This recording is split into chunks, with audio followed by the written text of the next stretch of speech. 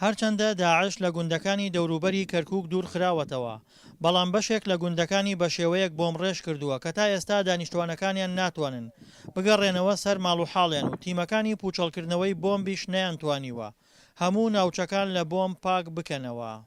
ئێمە خەڵکەم گوندەین حەزەکەین بگەڕنەوە بۆ گوندەکەمان، بەس گوندەکەمان پڕ ناوی تەقینەوە نییە، حەزەکەین داواکانین ئەم تەقینەوەکانمان بۆ هەڵگرن لەم گوندەیە. ژیان ناخۆشە لەماگە و هەمووی تەقینەوەی و ناتوان کەس بگەڕێتەوە من گوندەیە. تیمەکانی هەڵگرتنەوەی بۆم دەوروبەری ڕێگای گوندەکان و ناو گوندەکانی بە بۆیاخی سوور نەخشاندووە وەکو ئاماژەیەک بۆ هەبوونی بۆمب لەو ناوچانە.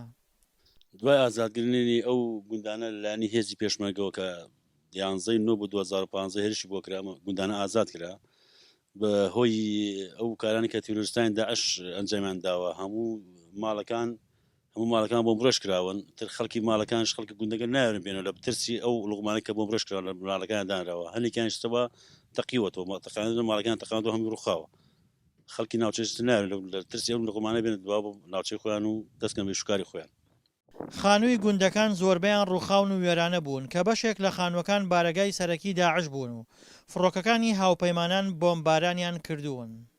دەور پشت مایسەکی شعوبەیە ئەم خانەگەلێکیشی تارە ڕمانی تەیاران تەحالف ئەنجا داعشی دەرکرد وایە ئیسە گەرەکمانە هەندەسە بێت پاکیۆکە هەندەسە نایەت پاکیۆکە حتایسە.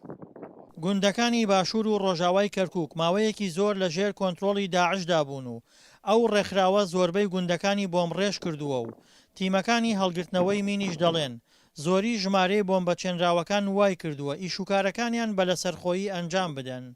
دڵشاد ئەنوەر، دەنگی ئەمریکا، پارێزگای کەرکووک.